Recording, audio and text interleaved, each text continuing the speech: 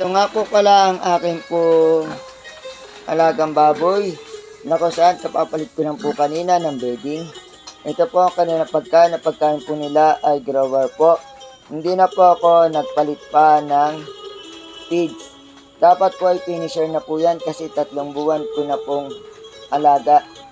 Kaya lamang mas mura nga po ang finisher, kaya lamang po ang pagkakaiba po nila ay 100 lamang po ang diferensya. Kaya nag-grower na lamang po ako. Kasi ang finisher po ay pampabigat.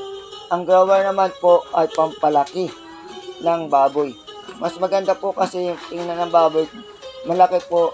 At ayun na rin po sa karanasan ko kapag ka po 3 buwan at 3 linggo po, ang baboy po ay nagiging siksik na. At bibigat na po ang timbang. Ito po ang aking alagang baboy. Yan po ay 2 lalaki. Mapapansin nyo po, malinis po yan sapagkat ang gamit ko po ay bedding po ay rice salt.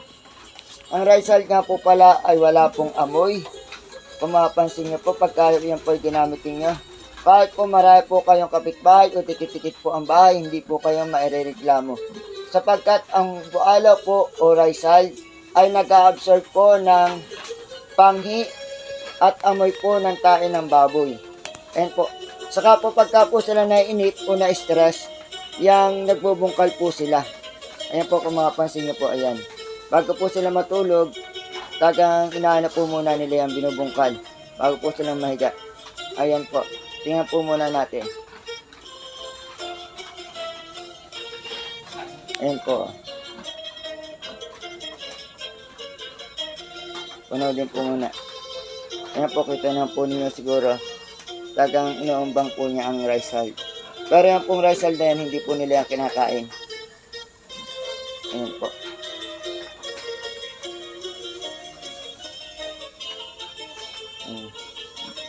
Nahanap pa po yan ng magandang pwesto para po siya ay matulog na. Ayan po. Ayan, nakahanap po siya ng magandang pwesto. Ayan. Ito po yung magkapatid. Pareho po yung lalaki.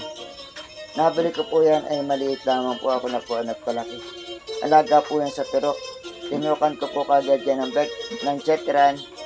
Pagkakuha ko po kagad 3 araw po yun. Tapos ikapitong araw po tinurukan ko naman po siya ng Bexan SP. Tapos po nung 14 days tinurukan ko naman po ulit siya ng chetran.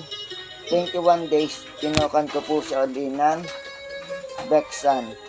2 po. Tapos ang ginagawa ko na lang po monthly, yang nagtuturok na po ako ng Bexan SP para po madali pong lumaki ang baboy o yung partner po.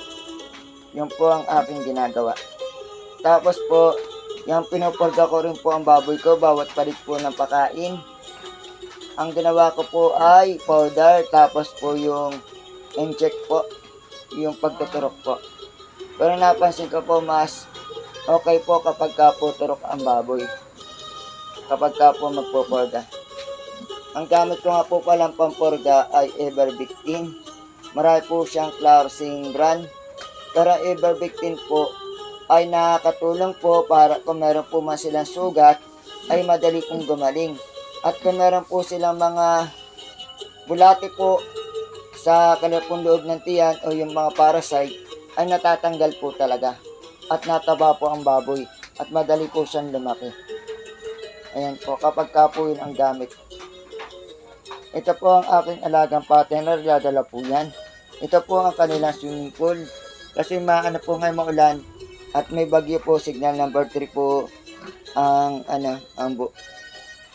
sabi po dito po sa Luzon, kaya hindi po ako naglagay ng tubig.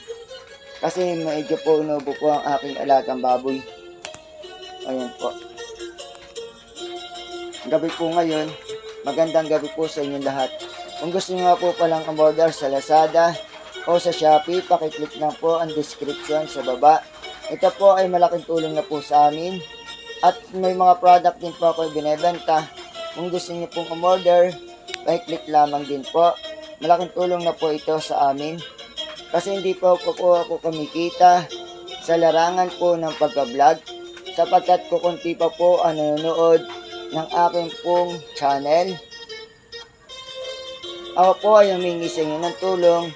Please subscribe, like, and share po para po makilala po ang aking pong AMS Backyard Animal. Malaking tulong na po ito sa amin na mag-ama ni Habila para po makabili po kami ng karagdagan pa pong liik kung kami po ay kikita. Ako lang po ay nagbabaka sakali. Ito pong pagka-vlog ko ay libangan ko na lamang po. Ito po. At meron po kayo matutunan sa panonood po ng aking vlog sa larangan po ng pag-alaga po ng baboy. Ako po ay nag-alaga ng baboy sa loob po ng 1 taon. At pwede na po siguro kayo ako mapag-share ayon po sa aking karanasan. Ito po ang aking alaga. Mabuhay po kayong lahat. Maraming pong salamat. Magandang araw po.